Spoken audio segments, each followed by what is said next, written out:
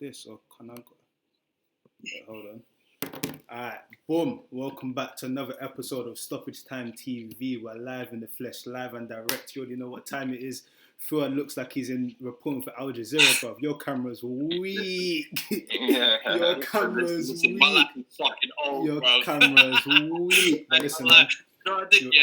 I had to rub the blue tack off my webcam because I was like, yo, I want to know what's watching me, you know. Fam, the man them are weak.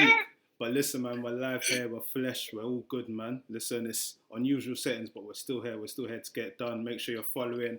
That's Threesixtytv, YouTube, Stoppage Time TV on the Instagram, Stoppage Time TV on the Twitter. Make sure you're liking, make sure you're subscribing, make sure you're sharing with your friends. You've got nothing else to do, man. Indulge in the content. We're here. We're here for you. Get me. Everyone's looking bummy. Who's come kissing, bro? Man, what's this guy just there licking his lips, bro? What are you talking about? Some hard, you're dumb, poor.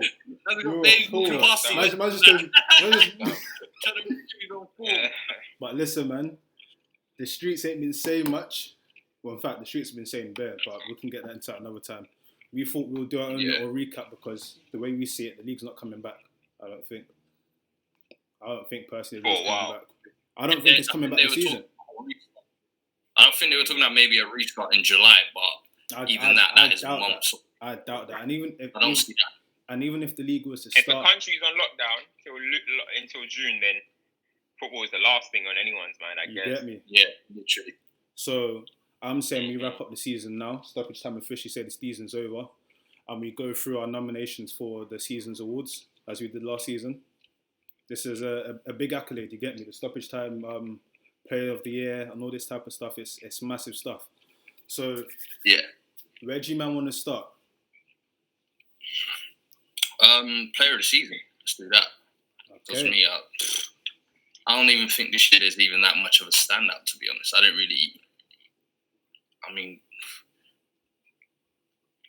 In all honesty, I haven't got a single name who I could think it's not strong, innit? It's not been a great season for me. There isn't that. Usually, you get that Salah breakout year. You get Harry Kane. I don't know, someone out there blazing a new trail. This season just ain't been it. And I would have gone for maybe Trent to be in the mix, to be in the debate, but I'm struggling for names, honestly, especially when it comes to only in this category as well with the player of the season. Am I struggling? Seriously, I'm struggling for loads. Struggling for bare. I would say the others are pretty straightforward. But yeah, let's go. Let's stick to it. What do you lot think? You can go, Mace. For me, when I was looking at it, again, there was no real standout. I think the season was so poor in the sense that, remember when Jamie Vardy was sharpshooting, and it was like, oh my God, Jamie Vardy's in unstoppable form. And then he didn't score till like March, and he was still top goal scorer. That's when I realised that, you know what, no one's really taken the mantle of standing out.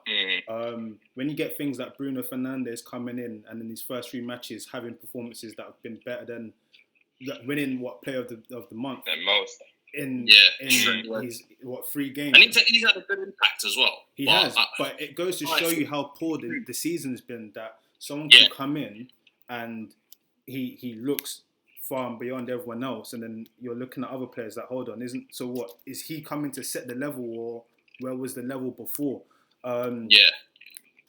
You have to look though at, in terms of the teams that are actually performing well, it's only Liverpool. That's the first and foremost for me. You couldn't look at anyone else because all the other teams are not performing. Sheffield United in that. Yeah, or Sheffield United. But with Sheffield United, it's a team effort. You get me. There's been stand-up players, but it's been a team effort. So when you narrow it down to Liverpool, you've got Trent, who's a shout. Salah, for some reason. I'd say KDB definitely. I think for me, I'd probably give it to him ahead of Trent. I would say just for individual impact. I think Trent, he's done the assist, but I'd probably give him the young player of the year, if I'm honest, and give KDB the player of the season. Do you know my thing with KDB though? Like, it's we always say this thing. He's done nothing wrong. Listen, it's the City team that's held up, but he's done nothing wrong. I hear what I'm saying. Individual performer. We were saying that they won the league without him, right? He comes back. He's performing at his not even his ceiling, but he's performing his arse off allegedly, and that's still not enough. You get me? Whereas The Trent, thing on the is, line, like, he's operating. Is that not a reflection of the team though, rather than him? Because I mean, I'm looking at this as an individual accolade. And You I can't would really say KD, you can't fault him. I get you. individual, what he created for that City team. If he wasn't in that team this year, I reckon they'd have been way worse off. You think? Like scrapping with Chelsea and below Leicester, I would say around there. You think? Yeah, a lot of players dropped off. The way I see it, I think, do you know what? I'm not always the biggest fan, unless it's like crazy standout. I'm not always the biggest fan of a team that don't win the league or whatever, not winning player of the year. You know what I'm trying to say? So, yeah, I get KDB's doing his thing. He's having a great individual season. And I think most people will lean towards him because not only is he having a good season, but he's arguably the best player in the league. Yeah. People would kind of lean towards that. But when I look at it, I look at what Liverpool are good at. Liverpool are good at getting crosses into the box and scoring goals, of course, and winning games.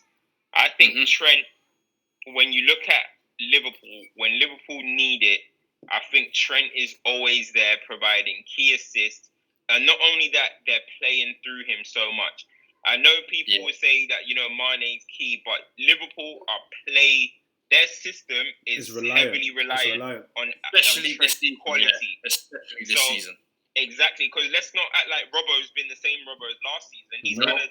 He's not the same. Not saying he's fallen off, but listen, not everyone can be 10 out of 10 every year. You know what I mean? Yeah. He's still been solid and consistent. Exactly, but I think that quality, and I look at what's the best individual game that you've seen this season. For me, Trent against Leicester away. The 2 assists. The 3 assists. Three assists. And the goal, I swear, or was it 2 assists and a goal? I can't even remember. It was 3. I think it was 3, and then he scored a long ranger in it. Okay, fair enough. Like that was the game where I looked and I was like, okay, this is a player of the year. Do you know what I'm trying to say? I don't think any other player has had that moment in the league. KDB at the Bernabeu, yes. Oh my goodness, what a Premier League. But then at the same time, that's not the Premier League. So for me, I look at the system. When we talk about Klopp's football, what do we talk about? We talk about the wing backs, the full backs. That is Trent. No one else in the league is putting in that same impact that Trent is doing on Liverpool. You could talk about Reece James. You could talk about this. We have similar kind of quality levels in crossing. But I'm sorry, Trent's is just a level apart. But Cam, on that point as well, the crazy bit about it, what we're crediting KDB on is what Trent's doing. KDB has been credited because he's been getting all them assists, right? And all them assists are him doing loads of crosses, but he's playing centre mid. Trent is doing it from his position. And his team are 25 points off the league. Like, exactly. It's annoying because last season I feel like VVD was amazing, and Sterling was amazing. But then in hindsight, I kind of look back at it like, you know what? I think Sterling should have won it, man. Like he won the league, he did bits, and I just think it's just like now, like, are we always just going to be giving the player of the year to the player that's outstanding in a team that doesn't win it? Because now we're going 3 years in a row. Salah, no league. Van Dijk, no league. And then now what? Liverpool in the league, we give it to KDB. I don't know. It's a bit weird to me. I hear what you're saying about it, the fact that you've got to sort of win something for it to have some kind of foundation. But for me, it's an individual performance. It's based off. Yeah, I understand that. Player for me. But Fuad, riddle me this. Just argument's sake here, pure argument's sake. If we're talking about last season quickly and we're talking about best player, in terms of the performance and whatnot, even though Chelsea finished where they did, wouldn't you say that Hazard's season last season should have got a lot more respect than if we're talking about best player? Amazing. Yeah, no, 100%. Because if we're talking numbers, Van Dijk was the first time you've seen a defender contending for Ballon d'Or. Do you know what I mean? I hear you. But it puts it into perspective because Champions League we won it, and he was like a big part of that because when he joined in January, that's when their supposed defensive record had massively improved. I hear you. But it's player for individual impact if they're making it.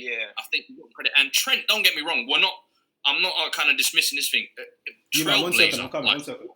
He's revolutionising that position for me, if I'm honest. Like moving forward, people criticise him defensively or whatever, but that's things that he can learn and grow. But going when forward, you're that outstanding, you haven't seen someone this young doing this much ever. I don't think. Like, this is what you get from a ready-made product who's 28, 29 and been doing it. Like. And when you look at it as well, it's just football in general. You can become a better defender than you can becoming a better attacker. it's harder to develop tech than it is to develop mental strength and mental skill. Defend. You get what I'm trying to say? So the thing is with tech as well, like tech you have it, end you up don't. as right backs and end up as good right backs and all this type of stuff. So you can learn how to defend. Learning how to attack is a lot harder. So yeah, I agree. I would probably say it's between KDB and Trent. That's probably. I know the media would say Henderson and that, but nah, for me it's definitely. Stoppage Time, I don't think we believe in that. You can get a fair play award or something. So you know what I mean? So I think it's between them two personally. Obviously, because you know so we ain't got no trophies and that. So that's to Trent. What's the next award? It's not definitely Trent. For me, it's Trent. I know Fuad is KDB. KDB. Do you want to maybe shed more light? Do you want to shed a little bit more light on why you think it's KDB? Me personally, I just think, as I said, for what I think he's played in a poorer team. I get it, and I don't think he's done as much. But individually, like you said, he is the best player in the league right now, and I think for the last year he's been playing like it. I think the City team around him, we can say Sterling, Aguero, that whole defence, everybody has dropped off around him except for him. So we can say City have tailed off, but you can't blame that solely on him. And for me, he has still kept the standard up. And I think start of this season, we talked about, who's going to be player of the year or whatever. And I mentioned KDB. I think he's going to be on a revenge tour this year. And for me, I think he's lived up to it. He's executed, he's picked up kind of where he left off from his injury. So for me, and the fact that now we're seeing some Champions League performances to go with it, I know it's not the league, but I still give him his credit. And me personally, that's the reason why I'd pick him. No. But if Trent, if it is Trent, I wouldn't be mad at it as well, to be honest. I would definitely say it's a toss-up. I think what you have to consider about Trent as well is what he's doing it's unprecedented. And this is the second season of it now, if you get me. Like, he's built on from last season. And everyone hits him with the same... I know we're talking about this season, though, but everyone hits him the same brush. Oh, he can't defend, or he gets caught lacking. But listen, when you're playing that well... And just on that, deliver it. Like, who are the other fullbacks in the Premier League, like, who we say defend well? Like, Pereira, Aaron Wan-Bissaka, Reece James. Like, those are the only three. Reece James has had a lot of gaps as well. And I've seen that against Leicester. Harvey Barnes ripped him up. Like, so for me, it's all of these young guys have things to develop on. But for me, he is just that little bit further ahead of them in that attacking area. And I agree. I think Ricardo is a great example. He's all-round package, but I do think Trent just has that. He's a little bit older, though, isn't he? Yeah, Ricardo's he just has that outstanding quality, man. And just gotta appreciate outstanding qualities sometimes. Yeah, and what you gotta remember is, you see, with certain man, we always talk about defend. Like, when you're in that sort of team, you don't need to defend. That's why he's playing. Yeah. Like, so I have to give him his credit. I would say that. What I'm saying is, you've never seen Trent get absolutely ruined like how Reece James did against Alphonso Davies. Yeah, you've never seen him on his ass. I mean, that was about 45 minutes of raping. Like, let's be real. No, with Trent. As much as you say that Trent can't defend, I ain't seen him be displayed to that level on that extent. No, he is. I think I'm sure. No, do you know why? I've seen Trent get ripped. There was one game this year, I remember, where he was getting pulled about. With Trent, though, and again, without going too tough, because we obviously got more stuff to talk about. With Trent, the reason why it doesn't happen is because of the way he plays. They just make sure that when he's not in the space, they exploit it. And then everyone's like, oh, Trent should have been defending. When it's other fullbacks, they're actually getting pammed. Like, Reece James was getting pammed 1v1, you get me? Trent doesn't really get pammed 1v1 per se, but that's that. So what? Young Player of the Year goes without saying, right? Yeah. I personally don't like. The double award. I don't think Trent has been that good for a double award. He's not Cristiano Ronaldo. He's not that.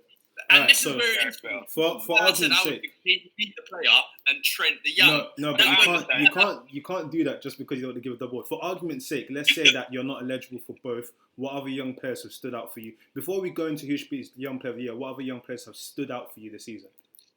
Me, there's only one other name I can think of. Bukayo Saka. For me, Mason Greenwood as well. Mason Greenwood, and Martinelli.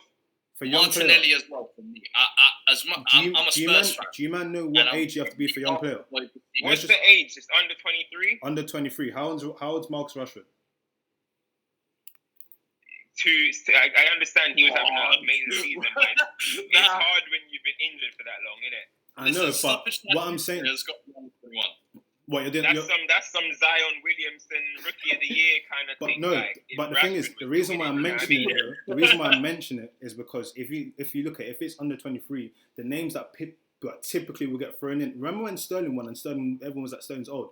They're gonna throw in Tammy Abraham. They're gonna throw in Rashford. They're gonna throw in these guys because these guys are technically 23. But if you want to do an under 21 one, that will make it more interesting. It's open to you guys. But that's why when you were saying that you would give it to Greenwood, I was like, you do remember that Rashford is eligible for this award? Yeah, that is true. Listen, it's just the thing for me is just about technicalities in terms of Rashford's been out for quite a while. If we're talking about who's the best player under 23 in the league, Rashford's the best player under 23 in the league, mate. But if we're talking about who's had the best season up till that point that he got injured, where is Rashford in the goal scoring list? He's still up there, isn't it? And he's been injured for how long? So it shows how he could have been a Golden Boot winner this season. So to be honest, it's hard. For me, he's been the best young player this season. But if we're talking about winning it, I know it's going to be too much. Like, he's missed about 9 games now so far. Who else is eligible? Who? Your boy. He's 24 though, isn't it? Yeah, but technically he's eligible. Don't do that. Because is he eligible? Because he would have been 23 at the time, innit? Nah. He's not included. Okay. Hold on. Listen. Then if he is eligible, then he is the young player of the year. Who, Grealish? Yeah? Jack Grealish is the young player of the year. I'm pretty sure he's eligible. No doubt. If he is the young player, if he's eligible, you're right, because he is younger than Raheem Sterling was last season. So if Jack Grealish is eligible, for me, he's the young player of the year. The carry job that he's doing for Aston Villa, yes, they're in a relegation zone, but honestly, if Jack Grealish was not in that team, if we're talking about MVP, most valuable player for their football club this season, it is Jack Grealish by a long way. The guy was playing without a striker for nearly half the season. Who was their striker? Wesley. Couldn't hit a barn door. He literally couldn't hit a barn door. And then you've got Samata doing hard work and stuff. Don't hate on him. He's done the job. Simple running hard is getting praised as if like they just signed Prime Aguero or something. Do you know what I mean? Jack Grealish, at some point, he was playing up front. He plays left mid, plays centre mid. I see him defending in the box. Most chances created from open play other than Trent and KDB, and no disrespect to them, but the way Jack Grealish creates his chances is a lot nicer than the way they create chances, in my opinion. He's right up there. If we're talking about best playmakers in the Premier League, other than KDB, he is right up there. Hey, so Cam, on that point quickly, I want to chime in. Let me chime in quickly there. So the reason why I brought him up was the way I see it as Fuad, you're moving mad. When you look at who he's up against in that tier, right?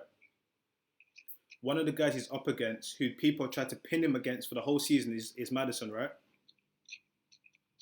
Okay. That conversation is done now. Do you get where I'm coming from? Yeah.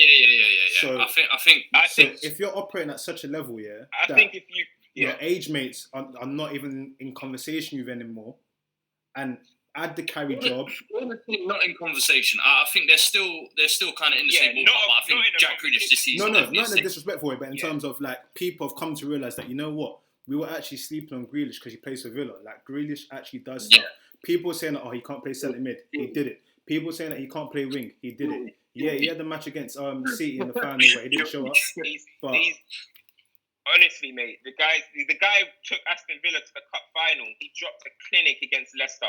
I know it's not the Premier League, but against his rival, they're best friends, but against his football rival, Maddison, that people have pinned him against, mate, the schooling was there for everyone to see. He took Villa to the cup final. He's dragging them along. I mean, if Villa stay up this season, honestly, have you seen a survival pool like that before? That would have been the deciding factor for me. Yeah. Had Villa stayed up, I would have hands down given this award to Grealish. But it all depends, if I'm honest. But on that point, that contradicts your point about KDB though, because it's not Villa going down isn't a representation of him. You get me? You get me? Hey, that's true. So, Hey, you caught me there. I can't even lie. You caught me there. Nah. You got me now. No, I can hear it though. No, I can definitely hear it. Like the case with Jack Grealish. And who else would you say could be a standout? As someone who doubted him this year, definitely, who thought previously he'd been in at the Premier League level, he didn't really quite cut the mustard. Championship, yeah, he's played well there, but can he replicate that again? And I think it's not just even in the numbers as what I'm looking at, as in when you actually watch him play, he actually impacts the game. Like every time the Villa players are playing out the back or they're looking to him to create something. It's like we were talking about the sense of like Liverpool and Gerrard last week when we were discussing it. Yeah. When it's a poor team, you look to your best player and usually we'll see how he gets you out of that hole. And Jack Grealish has got him out of the hole a few times this season. So credit where credit's due. Yeah. Someone who used to doubt him, I wouldn't be mad at it. But me personally, I'd love to see one of the younger guns win it rather than young ones. 23, 24. If I'm honest, I think the Martinellis, the Sackos, the Greenwood, and what about Wan-Bissaka? Wan-Bissaka's had a better season then. So Saka's had a better season than Wan-Bissaka. Is one for me, but it's like I like the evolution I've seen in him because first half of the season, I think everyone was criticising his attacking game going forward. I think second half we've seen movements, and I think even in the City game where he kind of showed a few moments there. I like the goal, but I'm not ready to. I don't think this is the best version of Wan-Bissaka. That's why. So I'm not. I understand. Does that make sense? I understand that because obviously he's at a bigger club, so the highlight is different to what you would have said last season. Yeah. But when you actually look at what he's actually there to do, last season Crystal Palace, he was a lockdown defender. Mm-hmm. Manchester United obviously signed him for that reason. Last season, he was up for the Player of the Year. Young Player of the Year. He was in the discussion with Declan Rice, with Sterling, with a few others. They were all in that little mix. Yeah. And when you look at actually a young player, he's 21 years old, he's still doing exactly what he did at Crystal Palace. The only thing is we're saying, can he attack now? But he is still locking down wingers. Yeah. He's still defending brilliantly. And when you look at some of the people that, like, think about all season, you've been hearing Greenwood, this That man ain't played a lot of games, you know. That's another thing, bro. They're all like that man either on the bench or they ain't played a lot of games. Now. He's not even doing much. Wan-Bissaka's steadily gone like this. I mean, now we're kind of actually seeing him go a little bit like that. So I kind of, if we're talking about like Saka or Wan-Bissaka, I would have Wan-Bissaka over Saka. Me, not take anything away from Saka. That guy is. I can't believe the composure, the class that he shows at such a young age. Out of position as well, I would say. But the reason why respect has to be shown to like the Wan-Bissakas and them man is because at the end of the day, like you said, he was signed for a reason. He's coming. He's done it. You get me? Like if you look at Saka, Saka's played like a handful of games since he's come into the squad. Martinelli's played here and there. Even before Mason Mount's goal drought, he would have been in with a shot because he's done the job. But I think in terms of that age group, 21 years old, tick. What about Tammy Abraham? You're not making a case for Tammy? The issue with Tammy is that the drop-off is for me, mad. But I mean, as a Chelsea fan, I'd expect them to... No. The reason why I can't vouch for it, one, because the drop-off was mad. And two, the way you got to look at it is, in terms of, if he did that for... I think the fact that he plays Chelsea would go against him. If he did that for like a Swansea, it would have been like, oh my God. But you got to think about it like this. If I'm going to say Abraham, then Calvert-Lewin should be winning player. Because he's doing it for Everton. Do you get where I'm coming from? So it's not even but just to touch back on Wan-Bissaka, I think it's so important what you said there. Like the fact that the expectation of what's on him. Yeah. I think coming into that as well, he was meant to replace Ashley Young. I think that right back position was such a problem for you lot for I don't know the last 3-4 years. And he's come in and I think lock that down. And I think for now the next 7-8 years, I think you lot do not need to worry about that position. And now it's just about kind of the growth of Wan-Bissaka and how he develops moving forward. But from a Chelsea perspective, the only player who you could probably nominate, I'd say, is Mason Mount. Possibly. I would say Mason Mount and Tammy Abraham. But again, Mason Mount had that little... He went off the point for a little bit, but even just as... before the break, he just started to kind of pick up again, and I started seeing a nomination is fair, but when you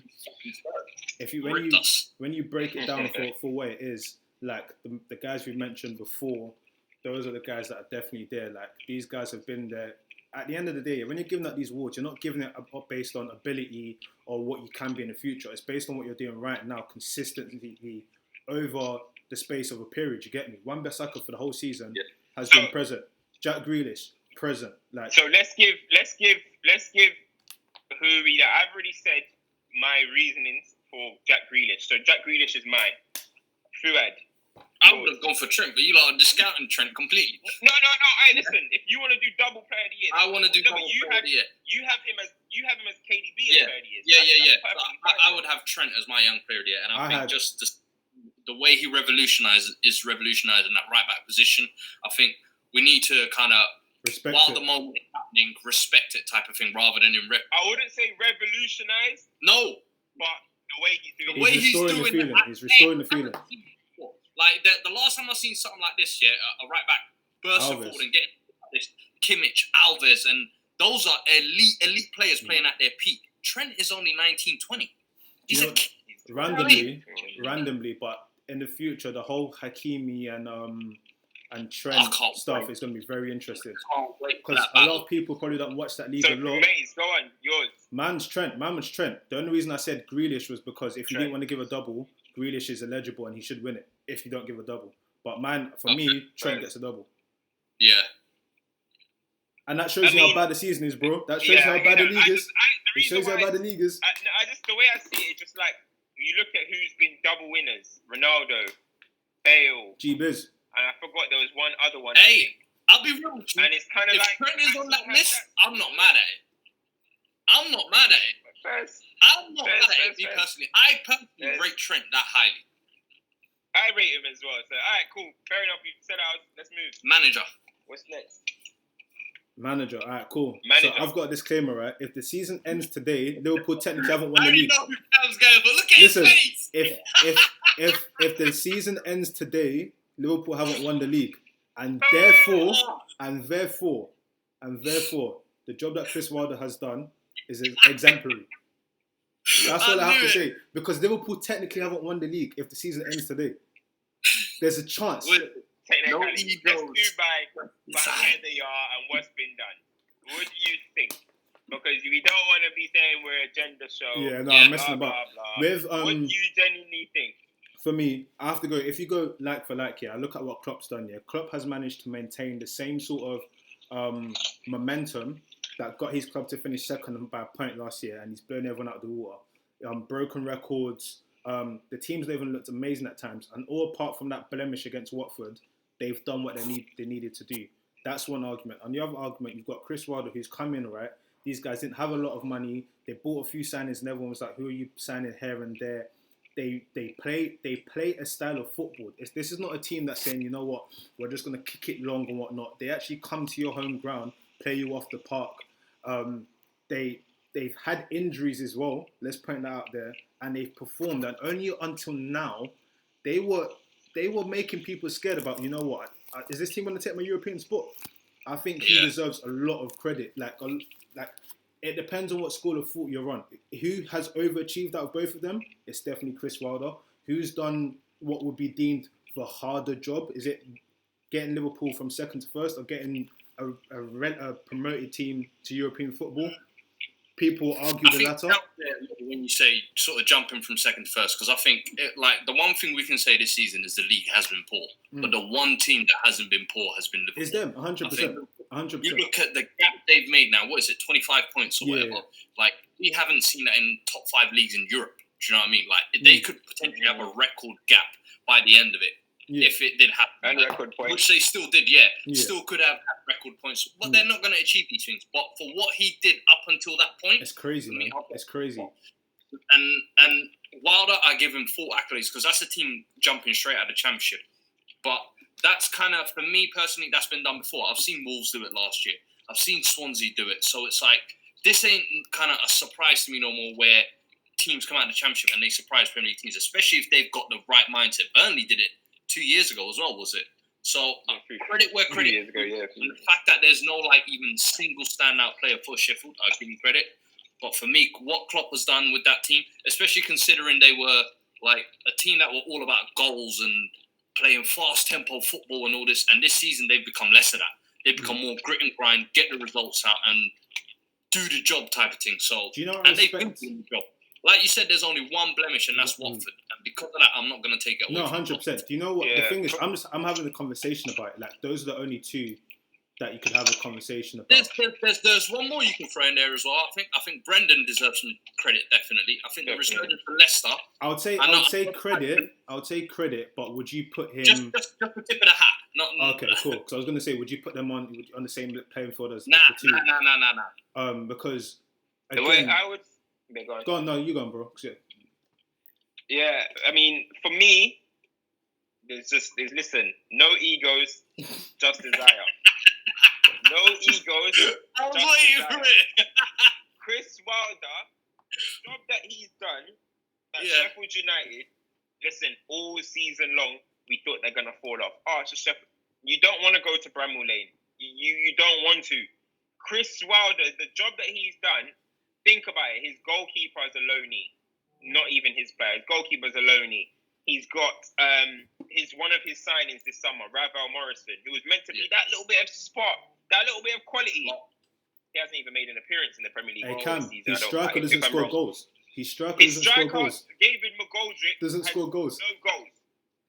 The guy has pulled off wonders with players like Lundstrom, John Fleck. All of them. Listen, they're doing us brilliant in FPL, innit? That's how everyone knows about them now. Honestly, the job that they've done for them to be actually genuine Champions League contenders is a ridiculous. If the league was to end this season, where would they be? Sixth with a game in hand on United? They would have been above us. For me, I think coming from the championship and doing a job like that. Listen, Klopp, unbelievable job, amazing job. But again, as you said, in terms the consistency is different level, right? But as you said, you're talking about like, something you ain't seen before, blah blah. Man City won 18 in a row last season. Yeah.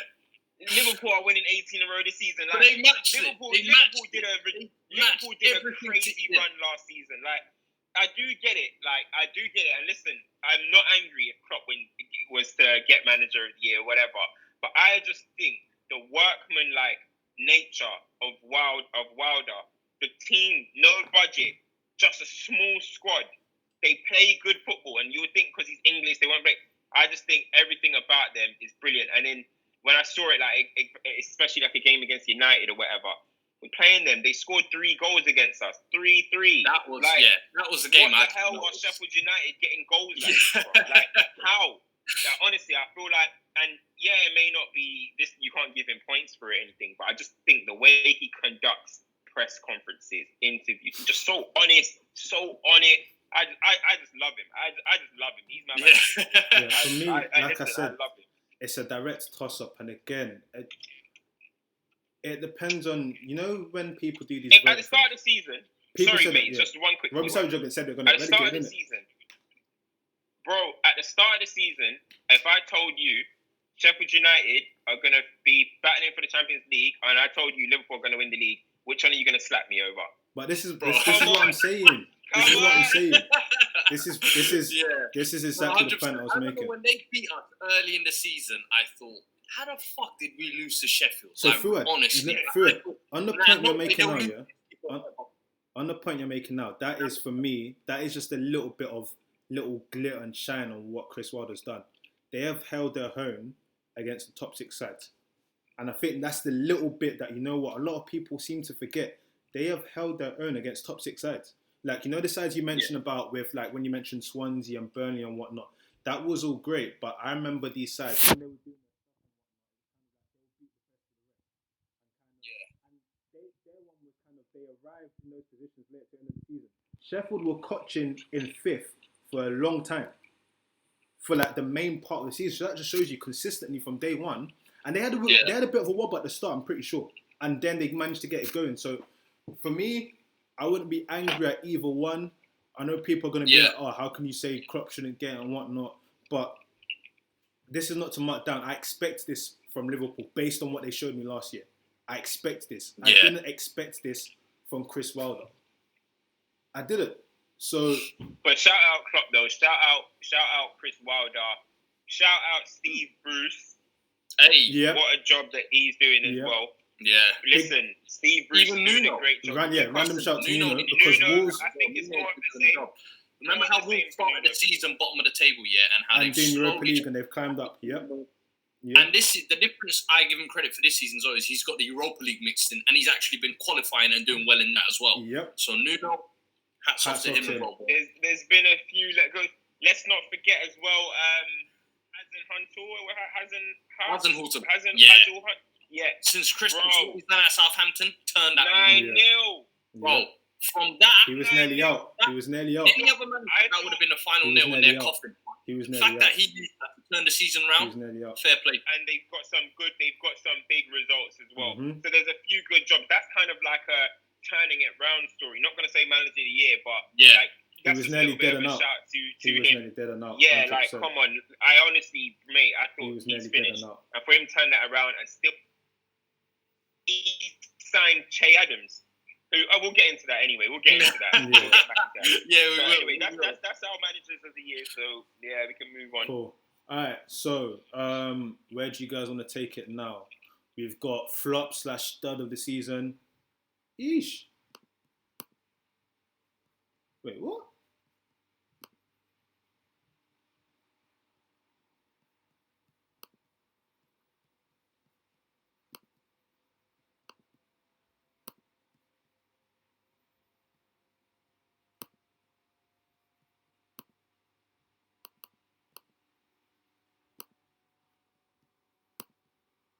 Saying that.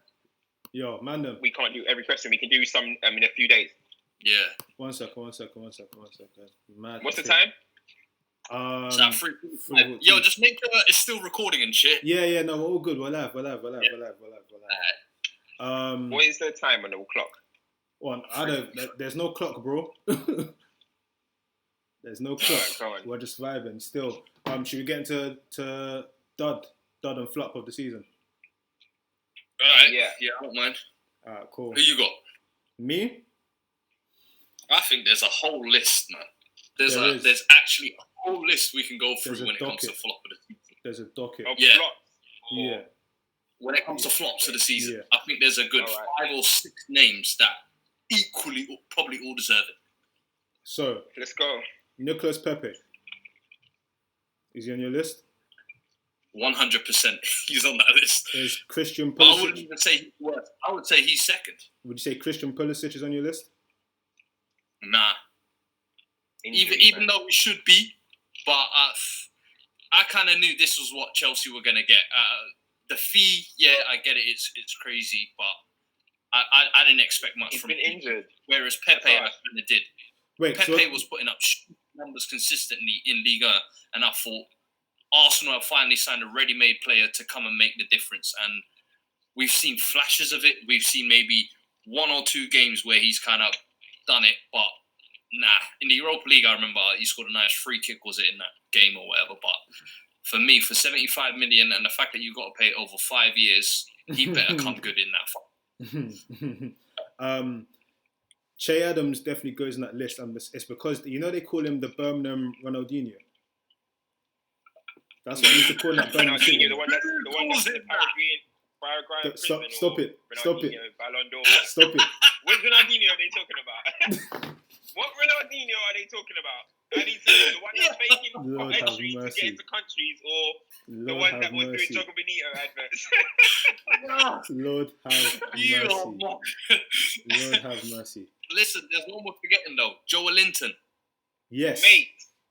Joe Linton is the worst. Criminal. He's the worst. Top of pops for me. 1 goal in 29 games. And don't get me wrong here, like 40 million. 40 million. Newcastle's number 9.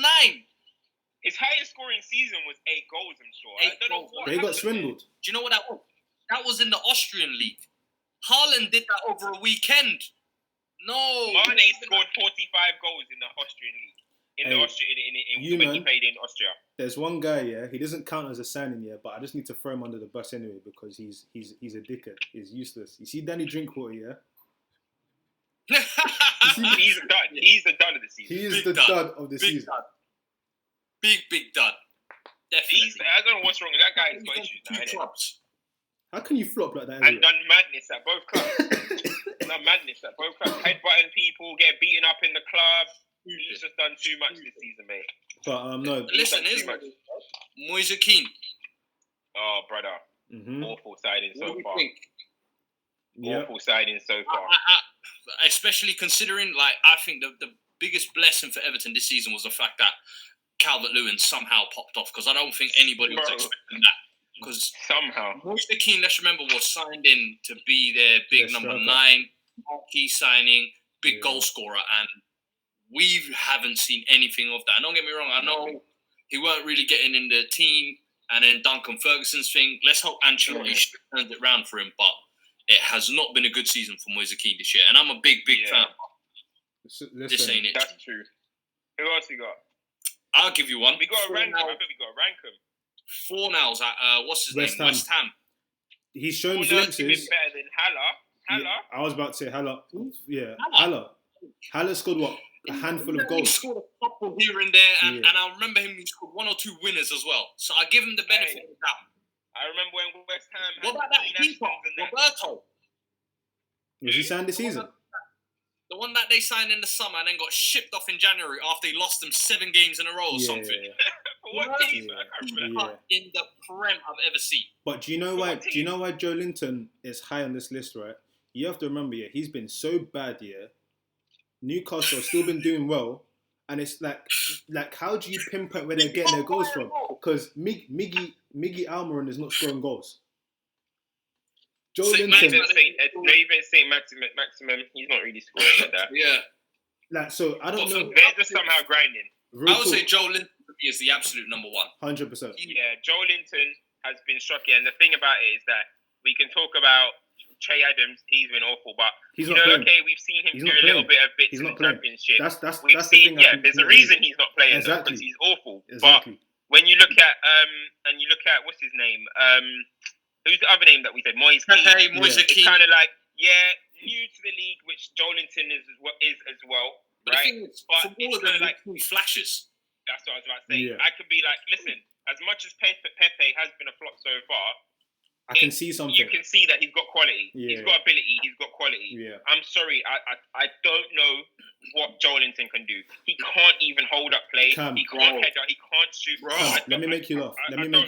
Joe Linton. Don't know what he does. Joe Linton is so bad, They had to put Andy Carroll on the pitch and say, listen, do what he does. We bought you to do what he does. If Andy Carroll could fit, that's sad. Every game. Do you know what he reminds me of? He looks like Hulk, but he cannot play like him whatsoever. It's so sad. He's disappointing. He needs to go bald, man. But for me, I would say Joe Linton, Pepe, and that Roberto for West Ham. I know he weren't expensive and probably ain't a big marquee signing. But he was smelling up the guff, He was smelling up the guff. West Ham as many games as you did, bro, he was smelling up the guff. He was smelling I know people are going to be like, how can you say Pepe? He's got this 6 assists and 3 goals and all this type of stuff. But, I mean, honestly, if you're looking at Pepe, you're looking at £72 million signing, right? £72 million signing who tore up the league. You lost Aaron Ramsey. He's meant to be that guy who's going to come in, do bits. Ozil's on the way out. You're looking for the new Sanchez kind of thing. It should have been him. He's come. He's not done anywhere. Let's be honest. Anywhere as near as any of the Arsenal fans would have liked. And the fact that there's actually running jokes and running debates about Daniel James and Pepe. I'm sorry. That's a discussion right there. All of it. Pepe we should be saying, who's better, Pepe or Salah? Mahrez or Pepe? Not who's better, Daniel James or Pepe. So he's got to be a top 3. He's got to be in the top 3. Yeah. Here's one though. Does Endom deserve to be on that list? About to say that as well. Does Endom deserve to be on that list? Because I'll be honest with you, I think he's in that same conversation where we've seen flashes of his ability. We know he's got it, but we ain't seen it. Sort of thing. Do you know why? For me, I give him a little bit more of a benefit of the doubt is the fact that he's had a manager change and he's had a lot of So this is the thing. Like, let me be real with you. Been massive games where he's gone MIA and missed it as well. So I'm not saying we can get off scot-free and that. Yeah. Definitely. With me, don't forget, Pepe's had 3 managers. Yeah, I was about to say that. But with me, do you know what you have to remember? What you have to remember when we're talking flops here. For me, it's about the expectation that you come in with versus the performance you give us. I remember when Indom was signing, like we had the discussion, we were saying that he could come in and be one of the best midfielders in the Premier League. You get me? We haven't seen that this season. We haven't seen it. We've seen glimpses of his quality, but we haven't seen glimpses of one of the best midfielders in the league. That's fair to say. And that's the thing. I think Cam touched on it earlier. Like, a lot of these players are foreign and coming in for the first time, so there's going to be an adapting period. We understand that. But it's the same with Pepe as well. At no point. Nah, go on. Would you say that at any point you've seen glimpses of Pepe being one of the best wingers in the league this season? Glimpses of him being quality. No, you've seen glimpses. Exactly, you've seen glimpses of quality, and that's the difference. I know there could be a significant jump next year or whatever. But that's why, for me, that's what will come for me as a flop. And Dom had more clout. Dom had more clout than Pepe. Yeah. So if we have got to kind of put them in. Dom had Champions League performances against Madrid. We were like, okay, bro. Didn't he have Champions League against City? He had. Yeah, exactly. For Leon, dominating, man. He had that like more clout for me. I think everyone thought Ndom is a better player than Pepe. Pepe's more money, whatever. So only thing that Ndom has going his way is injuries for me. But if we are just going to talk about it on the profile and the surface of it, has he been a success or has he been a thing? The jury's out for him. So for me, that's more towards he's been a flop. So I'll probably have him somewhere around the top 5. But for me, number 1 is Joelinton and number 2 is Che Adams. Okay. I can't even put Che Adams number 2. The reason why I can't do it is because as soon as he was being worse, they just put him on the bench. But Joelinton's definitely number 1 still. And Danny Ings as well came in and covered. Many more minutes could have been given to Obafemi. It's true. Che Adams wasn't there. No, but Che Adams, you remember, Obafemi got injured. Obafemi got injured, remember? True. Remember, he got injured. Because before he got injured, remember, he was academy boy. He done his job in Chelsea anyway. When an academy boy is outperforming, and you're a new signing, who's somebody's meant to be doing bits in the Premier League, you know you've got to work hard. You know you've got issues. But Cam, hear this. You know when Pepe was messing about and that, who was starting for Arsenal? What do you mean? When Pepe was getting shifted on the bench and that, who were the young bucks that were playing for Arsenal and that getting minutes? Rick Nelson. So the argument can go about. You get me? So that's why that. But that's why this is not a discussion. That's why they're in the discussion. I always personally put a little bit more on goal scorers. Yeah. You know what I mean? I always put a little bit more on goal scorers because it's black and white with goal scorers. Score goals. Yeah. Simple as that. Wingers, the manager might make you defend a little bit too much or this, whatever. Yeah. Strikers, get in the box, score goals. Che Adams has none. Yeah, no. Has he got a goal this season? No, he's got zilch. Ronaldinho. No. Listen. We're being nice to Birmingham Dino, yeah? No, I'm sorry. Who the fuck is calling him that? Birmingham City fans still. Maybe. Birmingham City fans used to call him that still. Absolutely disgusting. That's why they've got them accents. Rotted. Cool. Let's move on. Listen, let's get into these questions quickly. It's what, 1 or 2? Because you got a cut in it. Should we do 2? What's that? Did we have one up? I think we got signing of the season, innit? Oh yeah. We got. Some of the signings are a bit meaty. You get me? Does Kovacic count? I'll be rude. This was another one like the player. Does Kovacic count? Like the player of the year. Struggled. Does Kovacic count? No. I'll say the loan to permanence don't count because I would have put Mings, Jimenez on this list. Nah. Yeah. No, but technically he signed permanently. Signing. Yeah. I think there's 3 names I've got in discussion, and that's Martinelli, Ings, and Wan-Bissaka. And those are the 3 kind of... You're telling me Martinelli's been better than Maguire? Hey, look at the perspective I'm talking from. Listen. Calm down. Calm. What I'm saying with Martinelli is the fact that we have to take into account 4th division Brazil. That's all I'm saying. I'm just putting names out there. And the fact that he's had to come in debut season, he's got 10 goals this year for Arsenal. In the Premier League, though, it's not in the Premier League. 7 of them are in the Europa League. I wouldn't admit that. But even so, in the Premier League, the performances that I saw, what was it, against Chelsea that game, where he was running right. So there's been a couple of games where I've seen, and I'm not saying he's the signing of the season, but I just, this is how low there's a reason for your side. Yeah, I get that. I get that. Do you know what? Mings was getting respect from My you. personal one, though, if I had to pick one name, I'd go with Wan-Bissaka. No, if I'm honest. do you know why Mings has a black mark for me? Because it's one of those things where like Mings was doing well, like, and he was defending well. Everything was sick. The issue we have, you man still there, yeah? Yeah. The issue we have with it is, if you look at Villa's record for a while, Villa were looking brass, you get me? Like, we have to address the elephant in the room. Defensively, they were looking brass. And then when you break it down, right, how much they signed him for? 20 million? That's not his fault. Yeah. But I wouldn't feel comfortable giving him the signing of the season, per se. He was even a loanee anyway.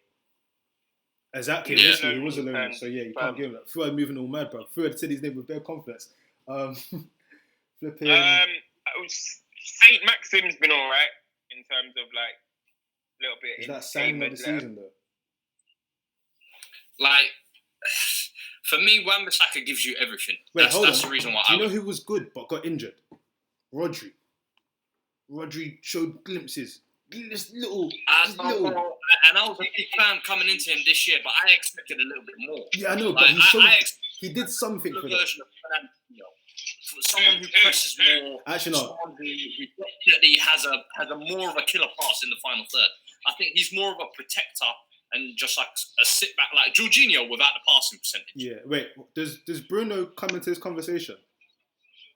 Who? Bruno. Does he come into this conversation? Bruno can come into the conversation, but for me, he hasn't had enough time for me to say he's a signing. But as an impact, yeah, I think you could definitely have a conversation. Like, I'll tip my hat off to it. Significant difference, from pre-Bruno United to Bruno once he arrived. Like there is a big difference in that team, honestly. The midfield, the confidence they're playing with. Yeah. So you can throw him in there. But for me, I think Wan-Bissaka, you kind of 50 million at the start of the season. Man. Consistency.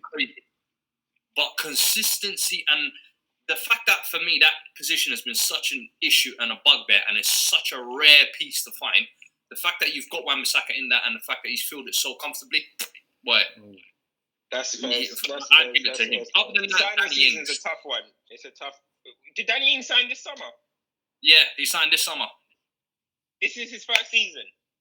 I think so. Yeah, I think he was on. Oh, yeah, but he was on loan last year, so it'd be under the title. Do you know who gets a no-brainer? Do you know who gets a shout out for me as well? He's probably tipped. He's probably like kind of faltered away a little bit, but the fact that he came to the Premier League, held his own young age, and was a key part of what Leicester were doing for a long time. Yuri Tielemans deserves a tip of the hat because for a long time he was playing really. I mean, that midfield three, he was a key part of midfield three. Tielemans, you know, I don't know why. He was good. No, I don't think he's been that good this season. I'm saying in terms of, I'm not saying give it to him. I'm saying that the reason someone that can say, you know what, I tip my hat off that he done well this year was him because he came with a lot of expectation. This is a kid that everyone knows his name. You get my son, bro. Everyone was like, oh my god, it's him. The first 6 months he was on loan, I think, has been better than anything he's done this year. I think this year, and with Leicester have been better this year. Yeah, I think he was going to start this season as well, but then it's kind of just like, as Leicester tailed off, he tailed off. And that's what I'm saying. The start, like, if you look at Leicester's peak, he was like doing well. And again, the Jamie Vardy thing, like you just said, sums up Leicester for me. Like, they were doing really well and then just went into a weird position. Like, not scoring goals, getting slapped up. Yeah, I mean, I could probably back the Wan-Bissaka one. It's a shame because, obviously, as we said, like a lot of the ones that we want to put out, it would have been cover for me, but he's a lone player. But if we're talking about technicalities, I mean, maybe I guess you can say, I feel like we might have some that are slipping through the radar, but I think a standout one is probably Wan-Bissaka. Probably Wan-Bissaka. That performance against Sterling like 3 times this season. That performance against like we're in lockdown, but that was a lockdown, bro. Listen, Sterling's known what lockdown is from weeks ago. It's crazy. He's loving it right now. Right now, this is nothing. He's safe. He's safe, no. He's safe. Oh shit. Oh, man. We're saying. But yeah, so all right, cool. Let's get into these questions, like 2, and then and we'll do the rest during the week. We can do a midweek episode as well. So we'll do a little something. Yeah, we got some stuff lined up anyway. But I'll probably say the 2 that we should go for is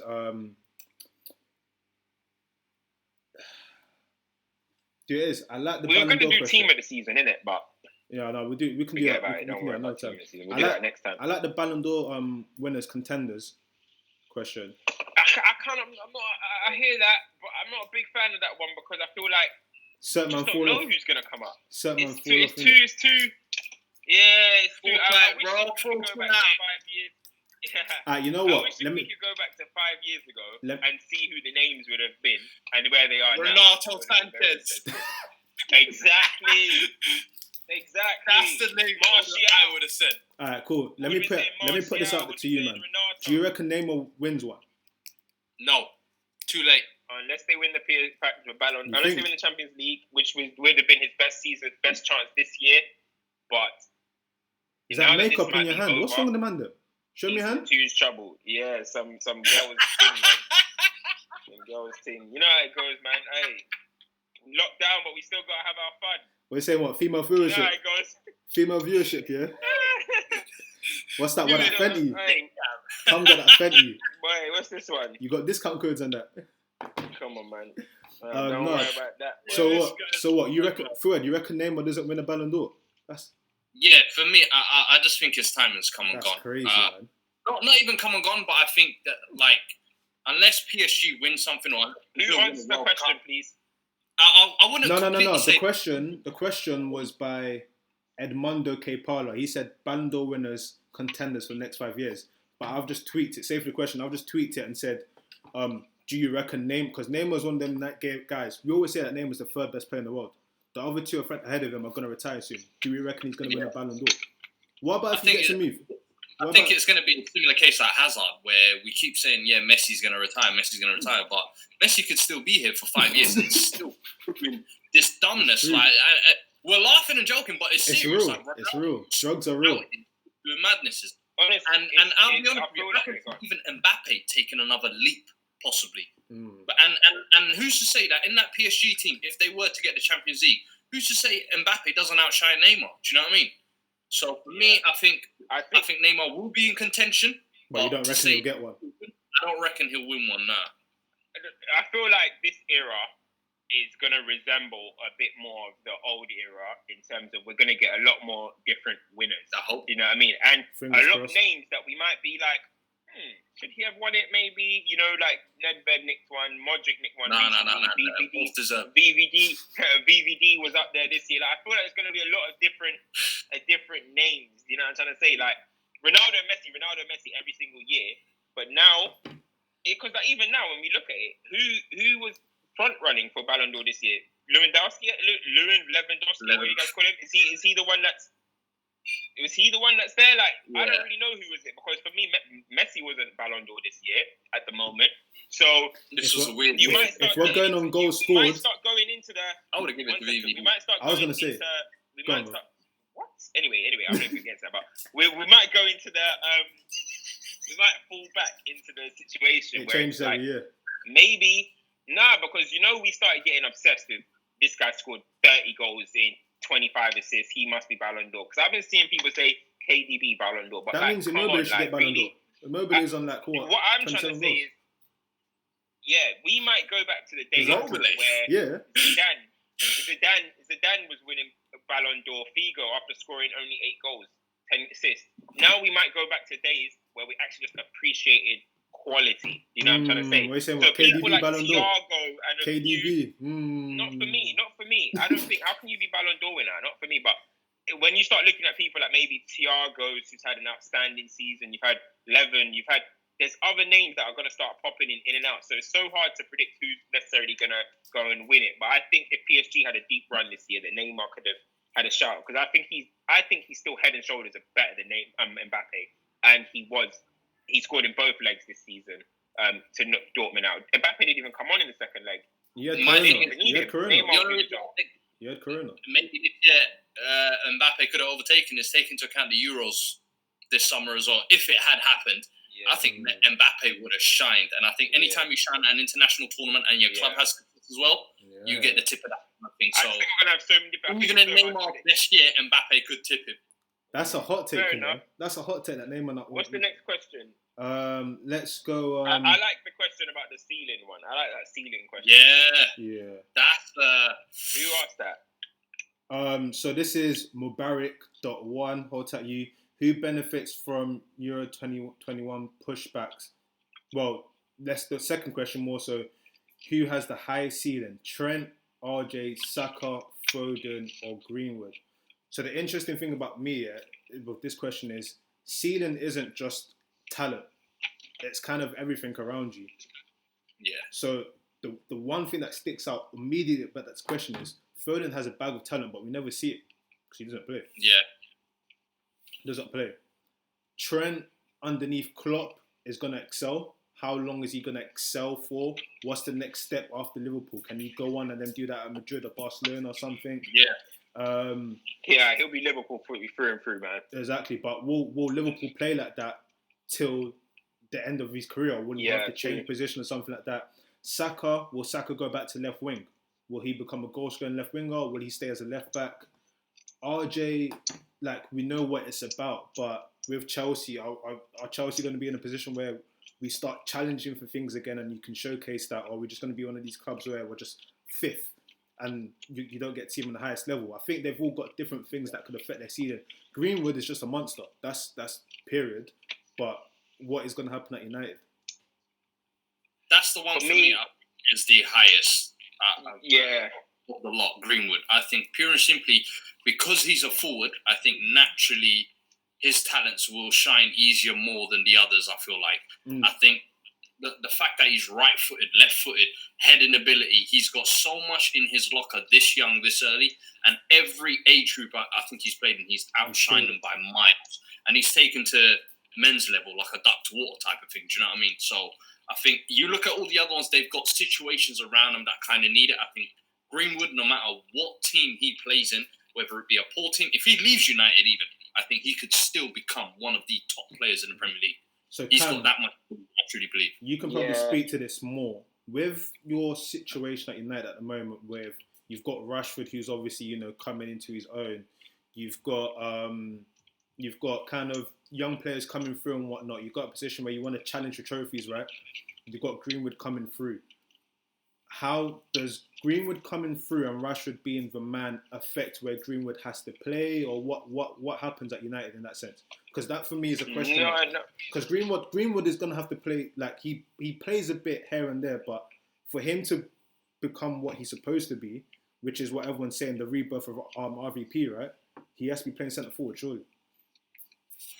The thing with Greenwood right now, physically is not ready to be starting full games, playing up front. Yeah, of course. Physically, that is what's even scarier about Greenwood, is that this guy's physically not even ready. He's literally doing everything on technique. He is being this level just through being techie and being a deadly finisher. No matter who comes along, Ole's been very good to him. No matter who comes along, Greenwood is going to stand out because this guy's been knocking on doors from young. Jose Mourinho, he was training with Jose Mourinho. People don't know that. When Jose Mourinho was at United, Greenwood was part of our first team training. He was there. Go look back at the video of Pogba and Jose. He's there coaching, he's there coaching. Training. Greenwood is there watching, like, what's going on here? Like, you know what I mean? So Greenwood has been about for a while, and as Fuad said, when you look at ceilings and you look at potential in terms of you kind of navigate towards goals. It's just natural. You know what I mean? You navigate towards goals. The guy is both-footed. That's going to be, no matter what time of football, what era it is, if you're naturally both-footed, you're a problem. It's a cheat code, problem. The guy doesn't have a stronger foot. He's not physically ready. And the way he finishes, we've spoken about it before. We ain't seen finishers like this since Fowler, since Owen, since young Wayne Rooney's and stuff. He's a deadly, deadly finisher. And no matter what happens along, can Rashford affect him? Rashford is the best shining light he could possibly have next to him. Born and bred man, gone through adversity, burst onto the scene just like Greenwood. This is the best example he can have. And I'm happy that the age group is about 5 years different. You can look up almost like an older, isn't it? Yes, that is healthy. That is a healthy age gap. So the fact that he's now solidifying his game on being an inside right forward, it's going to be even better for him when he's physically stronger and can play up top. The guy, I know it sounds funny, but the guy's wouldn't even have reached his full pace yet because his muscles haven't even developed like that yet. Yeah, he's still a young one. The guy is going to be. He hasn't even got his man body yet. He's still a young one. He's a young one. Honestly, he can honestly do everything, and like in terms of like best academy product that United have had coming through, he's right up there with the. You just have to hope that he doesn't get any injuries or anything. Yeah, exactly. But if you're talking about, so for me, I think he's got the highest ceiling. I think that guy's going to go on to be a world beater. In terms of Mabrak's question, there's one guy he hasn't mentioned. I just want to throw it in for argument's sake because some of the man we've spoken about are 18, 19, 20. So Sancho just turned 20. So he's technically in that argument, in that little age group. He's clear. Nah, he's a grown man. He's playing at grown man level. You're not comparing with the youths no more. Oh. No. I hear you. But if we're talking about ceiling and we're talking about young players, technically he's their man's age mate. Yeah. Like him, I feel like him and Trent, are arguably going to be some of the few English world-class players in the future, I think. Like, genuinely, any team across the globe, they could probably walk into 5 or 6 years' time, I'm telling you. Like, I think that's the ceiling for Trent and Sancho. What they're doing at this young age, listen, I don't know what these light-skinned Donnies, how they're being bred nowadays, but boy, they're coming different. Very, very different. Very different. You know what? I agree with you in terms of Sancho and Trent right now are there, right? And they're cleared. Sancho is obviously going to have a move this summer. Trent, again, he's probably going to be going to be a great player. He's already probably world-class. He's got world-class ability. If you want to say he's world-class or not, it's up to whatever you think. But they are playing at a higher level. But for me, when I look at Foden and Cho and these kind of guys, right, they were the best of their age groups. You know what I mean? In their age groups, Cho was the same level as Sancho, but Sancho got the move. Foden was head and shoulders above everyone, by the way. So, but what I just look at is that position is so hard to nail down, especially as an English player, to be world-class. How many world-class inside forward 10s have we had? We haven't had any, really. I don't even think we've had any. No. But world-class forwards, England have produced many. So that's why I just think world-class, who's going to become a world-class player in their position? Can Foden be, mate, no disrespect to Foden because his talent level is ridiculous. There's probably about 6 Fodens in Spanish Academy right now loading. Is there 6 Greenwoods out there like that, both-footed technicians like that up top? I don't know. I think in his position, Greenwood is going to be nailed down. One of the things you mentioned Foden as well can be top level, but I don't know. It's tough for me. I just got excited to go Greenwood. One of the things you mentioned as well is like about Cho. A key thing here that a lot of people forget here, like these guys are sick, but I don't know what it is. There is something that is very hard about making the progress from being the best at under 21 level and becoming the best at the male level. You get me? Prime example is Chuba Akpom. There's that, but I think there's more. Look at Chuba Akpom. Chuba Akpom was the best guy ever. Cam, this guy, was the best guy ever. People would travel all the way to Bromwood to watch him play under 21 football because he was the guy. Sometimes it just doesn't translate. You get me? And it's either because the way you grow, or you can't translate your game, or you just can't. Sometimes it's not even to do with your ability. It's just about the other things that make a footballer. And I think, in terms of Greenwood, I don't think he will have that issue. I hope he doesn't anyway, because he's a good talent. But that's the other part that affects your ceiling. With Foden now, look at Foden. Anytime he plays, he looks good, but we see him, 2 times a month for like 10 minutes. Yeah. Yes. And I think look at Loftus-Cheek. Loftus-Cheek is a senior pro now. Yeah, Loftus-Cheek has not completed a whole season. You get me? And that's because he plays a game here and there. Yeah. He does this. He does that. I'm not saying that's going to happen with Foden, but if you're not playing games, eventually you become 24 and you've played what? You've not played 50 full matches, and then you've got people like Dele Alli that have been playing full games since they were 18. So like it's tough, man. Yeah, I think because we've already seen Sancho and like we can't act like we've seen Sancho like destroy world football. By the way, he's done well in the league, but Trent has done very well in Europe as well. So, but we would still put them I would say excluding them two, who right now look like they can go on and they could potentially be world class next year, or one of them it probably is now. Yeah. So, but out of them two, I'm gonna go Greenwood 1, and I'll go Foden 2. Personally, I think Reece James is going to be quality, but is Reece James as right back or is he defensive midfielder? For me, I think he's a better he'll be a better midfielder than he will be a right back personally. But we'll see what happens in that development. For me, the question's about ceiling. I don't think he's been moving from right back, man. The way he whips that cross. For me, the question's about. KDB does it from centre mid, so why can't he? Who? KDB does it from centre mid. Why can't he? For me, the question's about. Yeah, the question's about ceiling, right? And I think in terms of all of the players, I think Greenwood has the least amount of things to affect his ceiling. Reece James will find it difficult to go and play holding mid for Chelsea. You get where I'm coming from? He can play right back for Chelsea, but that doesn't mean he's going to play right back for England because there's two other good right backs. So his ceiling's already kind of affected. Foden might not even play games. You get me? Saka, we don't know where he's going to play. I think Greenwood has the cleanest path. And I feel like he has the ability. You're gone, mate. He has the ability as well. He has that goddamn ability. I think we gotta, with what you gotta look at is, as a young player, can you make managers think, shit, I shouldn't buy this person because it could affect this person or blah blah blah. Yeah. And I think that's what is starting to happen with Greenwood. We're starting to look like we are going to have to try and find a way to get this guy playing regular minutes, whether it's on the right, whether it's up front, he has to play. I don't think Foden is giving Pep that headache at the moment. Not to disrespect him, because his talent level is ridiculous, but I think Pep is okay with, Foden, just come play in the cups, blah, blah. I don't need to see you in the league. Whereas Foden, United is different. But true say it depends on the quality of the squad and the manager and stuff. But I think and what you're trying to achieve. The reason why Greenwood has the best, I think the reason why Greenwood has the best pathways because this is what United live for.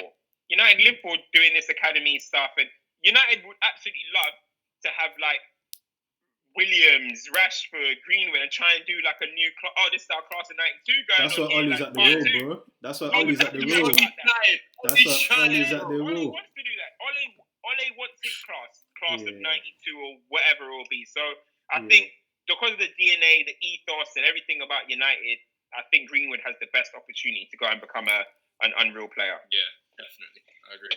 But that's another episode, man. Listen, we'll be back. Make sure you're following on Instagram. That's Stoppage Time TV because we're going to do a few lives and whatnot. Make sure you're subscribed and all the DSPs so you can get audio straight to you. We might put this video up on YouTube. I don't know. But listen, man, make sure you're liking. Make sure you're subscribing. Make sure you're following the individual socials as well because everyone's doing their own little thing here and there. I want to put you onto some drip. Make sure you're following 360 style for your drip. You get me? But listen, man, stay safe. Content. Oh, wait, 360 wags if you're trying to see some cute things in this lockdown. Trust me, listen. 360 wags. You know them. For a reason. Listen, real talk. Remember, like, if we're going to be here till June, listen, we're going to keep creating. But, boy, make sure you're supporting. Make sure you're sharing. Even if you think you've watched this video 5 times. Questions midweek. Sorry, bro, 1 second. Even if you watch the video 5 times, send it to someone. Give them knowledge. We ain't them dabbing ass podders. You get me?